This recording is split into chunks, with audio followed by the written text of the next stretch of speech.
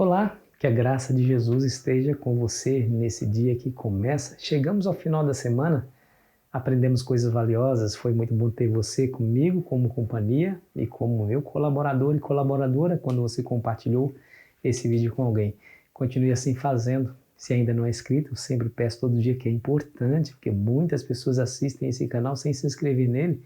Se inscreva porque você nos ajuda a fortalecer esse canal cada vez mais. Não se esqueça de deixar o seu gostei, tá? Vamos a um resumo do que nós estudamos. Bom, os Salmos mostram esse Deus que é o nosso Criador. Ele não somente criou tudo o que existe, imagina só a vastidão do universo. Todas as coisas foram criadas por Ele. Ele falou e as coisas apareceram. As incontáveis estrelas no universo. Os incontáveis mundos, grandes e pequenos, nosso planeta Terra, os que habitam nele, tudo são obras das mãos de Deus. Mas, além disso, Ele mantém tudo em ordem, tudo na sua perfeita ordem. Ou seja, nós devemos a Deus a nossa existência, mas também devemos a Deus a nossa subsistência. Ele nos tem nas mãos. Respiramos, temos saúde, é porque dependemos de Deus. Temos um teto para nos abrigar, porque Deus nos deu. Temos uma família maravilhosa. Os filhos que nós temos, aqueles que são casados, obviamente têm filhos.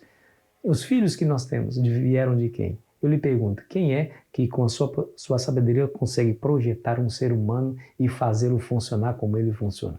Ninguém, nenhum ser humano é capaz de fazer isso. Agora, Deus nos deu os filhos que nós temos, por misericórdia e bondade. Então, tudo que nós somos, tudo que nós temos, tudo que somos, devemos a esse Deus extraordinário. Bom, se Ele é o Deus Criador, Ele é digno de adoração. Você se lembra que essa é a base para o convite lá em Apocalipse 14, versículo 6, que diz: adorai aquele que fez os céus, a terra, o mar e as fontes das águas. Então, a adoração é devido ao fato de que Ele é o nosso Criador. E por ser o mantenedor de todas as coisas, Ele é o que governa. Ele é o legítimo governante. Quem nos dera termos uma nação cujo sistema de governo fosse teocrático, Deus diretamente liderando e governando essa nação. Um Deus poderoso, um Deus sábio, onisciente, onipresente, um Deus que é misericordioso, bondoso, cheio de amor. Quem nos dera termos um presidente assim, um governante assim, né? Por sermos uma nação democrática, nós temos todos os desvios possíveis de um governo assim. Seres humanos governando outros, porém, seres humanos corruptos, aí nós vemos toda espécie de corrupção, maldade, desonestidade, roubo, violência acontecendo nesse sistema de governo falido e imperfeito. Agora, o governo de Deus não. O governo de Deus é perfeito. Então, ele é o legítimo governante. E agora, como legítimo governante, também ele é o legítimo juiz. Então, ele há de julgar o mundo. Ele estabeleceu um tempo determinado onde há de julgar. Você se lembra que o Salmo 142 nos diz que o Senhor Deus, o Salmo 14, versículo 2, nos diz que o Senhor Deus sonda os corações para ver se alguém entende, né? Entende o amor dele, o chamado dele. Então ele faz um juízo prévio e investigativo para determinar a culpa ou a inocência e a intensidade de ambas as coisas. Você se lembra de Gênesis capítulo 6, quando ele olhou para o mundo e viu que a maldade do homem havia se multiplicado e que era mal continuamente o seu coração, mas também olhou para Noé e diz a Bíblia que Noé achou graça aos olhos de Deus. Então Deus prescruta todas as coisas estão nuas e patentes aos olhos daquele que tudo vê. Então ele faz uma pré-avaliação antes de determinar o seu juízo. Então você percebe que ele é o verdadeiro e legítimo juiz, mas também há a sua lei, né? Não há um juízo sem uma lei que foi quebrada que justifique o juízo. Então o julgamento só é posto diante da realidade da transgressão de alguma lei estabelecida. Então ele também tem a sua lei. A Bíblia fala no Salmo 119, versículo 105, perfeita paz tem aqueles que amam a sua lei. E o Salmos 93, versículo 5, fala que eles, os testemunhos do Senhor, são fidedignos, né? ou fidelíssimos. Fidelíssimos ou fidelíssimos são a palavra de onde deriva a palavra amém. Essa é a natureza dos salmos, dos testemunhos do Senhor. As leis de Deus são imutáveis e indestrutíveis, né? Indestrutíveis.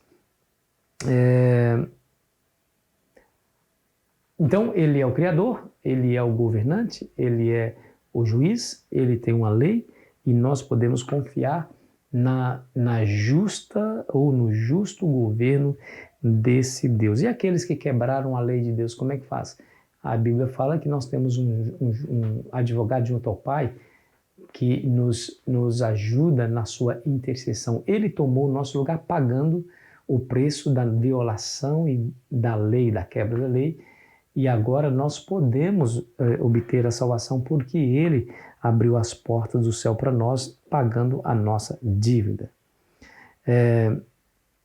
Ele diz assim, quanto mais estudamos o caráter divino à luz da cruz, mais vemos misericórdia, bondade e perdão combinados com igualdade e justiça, e mais claramente discernimos as inumeráveis evidências de um amor que é infinito e de uma compaixão capaz de superar as afeições de uma mãe pelo filho rebelde. Coisa extraordinária, né? E ali nos Salmos nós vemos exatamente toda essa ideia sendo discutida, sendo aplicada. O salmista pretendia que aqueles que adoravam Deus tivessem essa concepção.